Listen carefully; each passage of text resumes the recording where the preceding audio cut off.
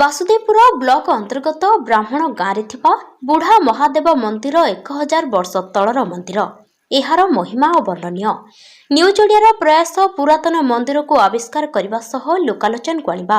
ଆସନ୍ତୁ ଶୁଣିବା କିଛି ଭକ୍ତ ଓ ମନ୍ଦିର ପୂଜକଙ୍କ ପ୍ରତିକ୍ରିୟା। ମୋ ନାଁ ପିଙ୍କି। ମୋର ଏ ଶ୍ୱଶୁର ଘର ଏଇଠି। ଏଇ ମନ୍ଦିରର ବହୁତ ମାନେ ଅଛି ନା ବୁଢ଼ା ମାଧବ। ଆମେ ଯାହା ବି ତାଙ୍କୁ ମନରେ ମାନେ ଭାବନା ଜଣେଇଲେ ସେ ଆମ ମନସ୍କାମନା ପୂରଣ କରନ୍ତି। ହଁ, ସୋମବାର ଆସେ। ପ୍ରତ୍ୟେକ ଦିନ ଆସିପାରିନି ଶ୍ୱଶୁର ଘର, ଆଉ କାମ ସବୁ ଥାଏ, ଛୁଆ ପିଲା, ସେଣୁ କରିକି। ଆଜ୍ଞା,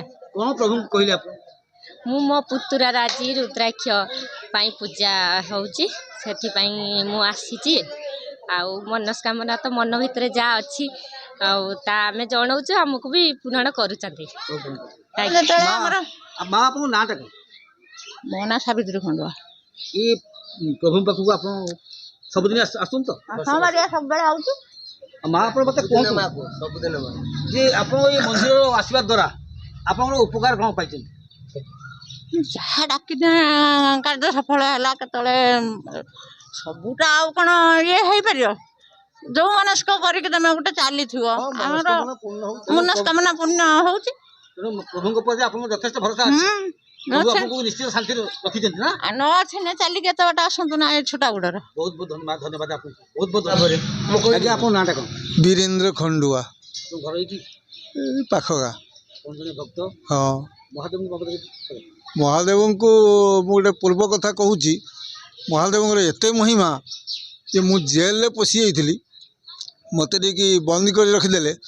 ତାପରେ ସେ ଜେଲରେ ମୋତେ ଏମିତି କେସ୍ ଦେଲେ ଯେ ମୁଁ ଆଉ ମୁକୁଳିବା କଥା ନୁହେଁ। କିନ୍ତୁ ସେଦିନ ମୁଁ ଠାକୁରଙ୍କୁ ଏତେ ଡାକିଛି, ସେଦିନ ଠାକୁର ଯାଇକି ମୋତେ ସହାୟ ହେଇଛନ୍ତି।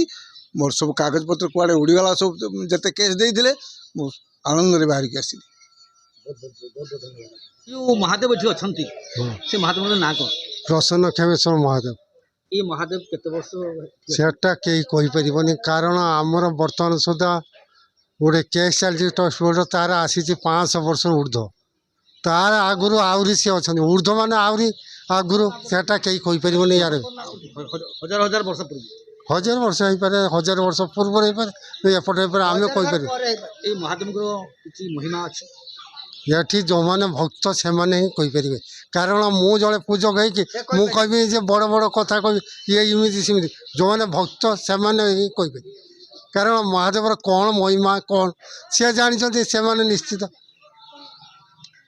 ଧନ୍ୟବାଦ, ଧନ୍ୟବାଦ, ବହୁତ ବହୁତ ଧନ୍ୟବାଦ।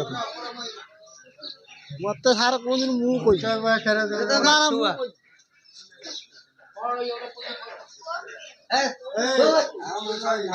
ନନା, ଆପଣ ଏଠି କେତେ ଦିନ ହେଲା ଫୁଲ ବିକୁଛନ୍ତି? ମୋ ଜନ୍ମରୁ 7 ବର୍ଷ ଠାରୁ 70 ବର୍ଷ ଧରିଲାଣି ଆଉ। ଠାକୁରଙ୍କର ପ୍ରତ୍ୟେକ ଦିନ ସେବା କରୁଛନ୍ତି ଆପଣ? ଆଜ୍ଞା, ଭକ୍ତମାନଙ୍କ ସେବା କରୁଛନ୍ତି? ଆଜ୍ଞା। ଠାକୁର କିଛି ବରଦାନ କରିଛନ୍ତି ଆପଣଙ୍କୁ? ହଁ, ତାଙ୍କ କୃପାରୁ ତ ସବୁ କିଛି ପାଇପାରୁଛୁ ଆମେ। ମହାଦେବଙ୍କର କୃପାରୁ ଆପଣ ସବୁ କିଛି ପାଇଛନ୍ତି? ନିଶ୍ଚୟ। ତେଣୁ ପ୍ରଭୁଙ୍କୁ ପ୍ରଣାମ କରୁଛନ୍ତି ଆପଣ? ନିଶ୍ଚୟ, ହଁ, ପ୍ରତ୍ୟେକ ଦିନ। ଯାଉ ଏଇ ବୟସରେ ଆପଣ ଆସି ପ୍ରଭୁଙ୍କ ସେବା କରୁଥିବାରୁ ଆମ ନ୍ୟୁଜ୍ ଓଡ଼ିଆ ଚ୍ୟାନେଲ ତରଫରୁ ଆପଣଙ୍କୁ ସ୍ୱାଗତ କରୁଛୁ। ଆଜ୍ଞା, ଜୟ ଜୟ। ତିହିଡ଼ିରୁ ସତ୍ୟବ୍ରତ ନାୟକଙ୍କ ରିପୋର୍ଟ, ନ୍ୟୁଜ୍ ଓଡ଼ିଆ।